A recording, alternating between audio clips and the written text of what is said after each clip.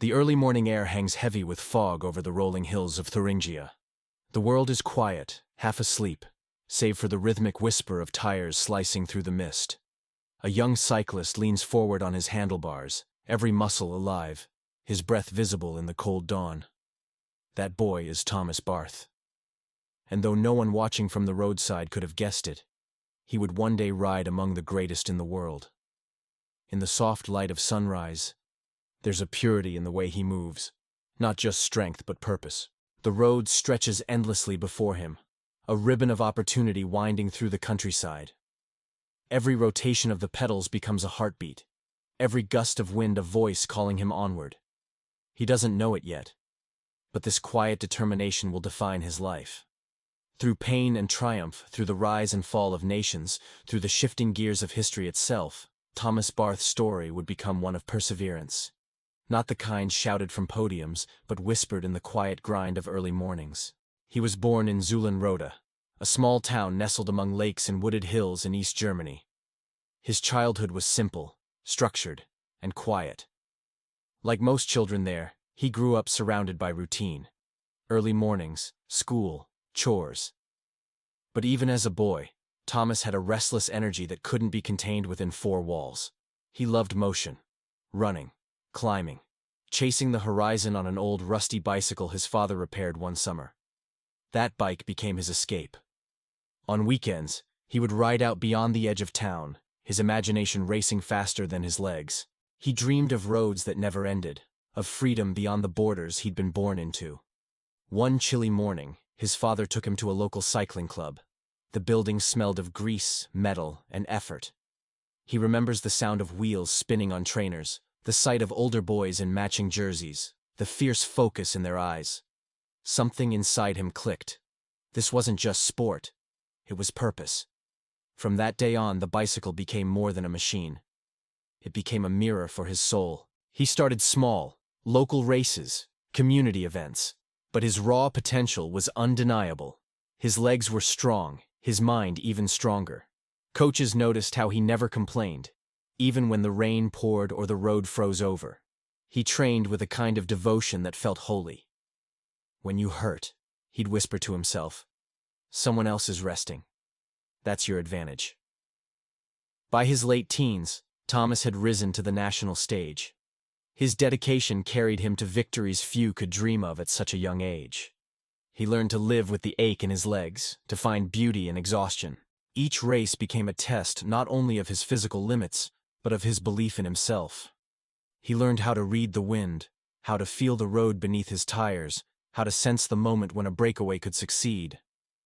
But more than that, he learned resilience, how to fall, bleed, and get back on the bike before the dust settled. His training days were relentless. Mornings began before dawn. A quick stretch, a sip of water, then out into the frost. The valleys of Thuringia were both his classroom and his battlefield. He climbed hills until his thighs burned, sprinted until his lungs felt like fire. Some days, when the world seemed gray and endless, he questioned why he was doing this. But the answer always came back, steady and certain. Because I can. Then came the call that every athlete dreams of. The chance to represent his country at the highest level. It was the 1980s, a time when sport in his part of the world carried not just personal pride, but political weight. He was still young, but already hardened by years of relentless preparation. Standing at the start line of the Olympic road race, Thomas looked up at the cloudless sky and whispered to himself, "You've earned this." The race began like a storm, wheels humming, bodies packed tight, tension in every movement. For hours they climbed, descended, and surged through the heat of the day. Every turn was a battle, every straight a chance to break free. Near the end, Thomas found himself among the leaders. The roar of the crowd grew louder with every meter. He could feel the vibration of the road beneath him, the pulse of adrenaline surging through his veins. And when he crossed the line, he had given everything, every ounce of strength, every drop of will. He finished just shy of a medal. But in his heart, he knew he had conquered something far greater, his own limits. The years that followed became a blur of roads, crowds, and exhaustion. Thomas raced across Europe in legendary tours, his name whispered among those who knew endurance when they saw it. He wasn't the loudest or the most celebrated, but he was consistent. The kind of rider teammates trusted and competitors feared. There were days when he soared, crossing finish lines with arms raised in triumph. And there were darker days, crashes, injuries, near misses that left scars not just on his skin but deep in his spirit. One crash, he would later say, changed him. A slick corner, a sudden skid, metal against gravel, and then silence. He lay there staring at the gray sky, tasting dust, feeling pain everywhere. He thought it might be over. But even as medics lifted him from the road, his mind whispered, "You'll ride again." Weeks later, still bruised and bandaged, he was back on the trainer, pushing through the pain, sweat dripping onto the floor. That's who he was, the kind of man who didn't wait for motivation, he created it. By the late 1980s, Thomas had carved a name for himself among Europe's elite. His style was not flashy, it was disciplined, efficient, almost poetic in its simplicity. He didn't ride to impress, he rode to improve. Those who trained with him recall his silence during long rides, how he'd focus entirely on the rhythm of his breathing, the spin of the cranks, the whisper of wind past his ears. He once said, "Cycling is meditation in motion. You find yourself between the pain and the peace." Off the bike, he lived modestly. A small apartment with photos of his races on the wall, a shelf stacked with trophies collecting dust, and a battered guitar in the corner. In the evenings, he'd cook a simple meal, sit on his balcony overlooking the fields, and reflect on the day. He loved music, jazz mostly, and long talks with friends over tea. Despite his achievements, he remained humble, grounded, and quietly philosophical. When the political landscape shifted and Germany changed forever, Thomas faced a crossroads. The old system he'd grown up in disappeared almost overnight. Funding, teams, even opportunities became uncertain. Many athletes lost direction, but Thomas adapted. He joined a new professional team, racing under different banners but with the same burning will. He was older now, but his mind was sharper than ever. He knew every trick of the peloton, every nuance of drafting and timing.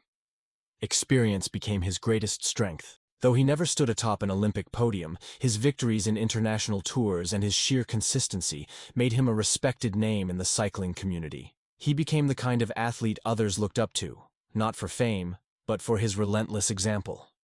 Younger riders came to him for advice. He would smile and tell them, "Don't chase medals, chase your best self. The medals come later, or maybe they don't. But the pride in your effort never fades." After his professional career, Thomas stayed close to the sport that shaped him. He became a mentor, a leader, and later, an organizer for major cycling events. Watching young riders sprint toward their dreams reminded him of his own beginnings, that foggy Thuringian morning when it was just him, the bike, and a road that seemed to go on forever. He found peace not in victory, but in giving back, in helping others find the freedom he once felt on two wheels. Even now, years later, when the dawn breaks over his hometown, you might see a lone cyclist riding through the mist, not for competition, not for glory, but simply for the love of motion. The wind on his face, the hum of the tires, the familiar ache in his legs. Thomas Barth never stopped being that boy chasing the horizon. His story reminds us that greatness isn't only measured by medals or headlines. It's found in the quiet persistence of those who keep going when no one's watching. It's in the moments between triumph and defeat where character is forged. Thomas's life tells us that no setback is final, no finish line the end, only milestones on a much longer journey. And that's the heart of it, the essence behind every medal ever won or lost. The courage to keep moving forward, one pedal stroke at a time. So to everyone watching this on Behind the Medal, let Thomas Barth's story remind you that the greatest victories often happen in silence. In early mornings, in unseen hours, in battles no one else knows about. Keep pushing through your climb, keep your eyes on your horizon, and never let go of your dream. If this story inspired you, don't forget to like, share, and subscribe to Behind the Medal. Together, we'll keep uncovering the untold stories of athletes who prove that true greatness isn't just about winning, it is about enduring, believing, and rising, no matter how steep the road.